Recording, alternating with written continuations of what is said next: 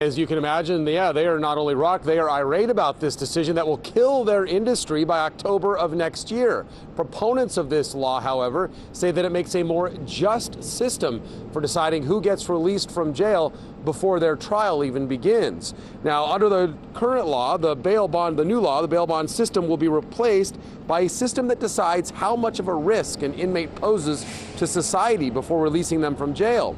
Proponents of the new law say it creates a system that doesn't judge a person's eligibility for release based on their bank account, discriminating between rich and poor.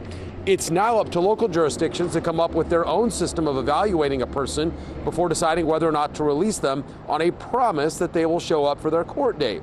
The current system uses money as collateral on that promise that they will appear, and when they don't, a bail bondsman tracks them down to make sure that they make good on that promise before they lose the posted bail that can be tens of thousands of dollars or more.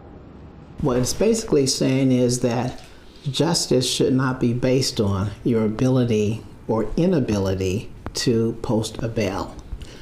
Meaning that if a person is poor and they're arrested and the presumptive bail schedule said $50,000, but that person does not have the 10% to post, he or she should not be penalized and have to sit in jail.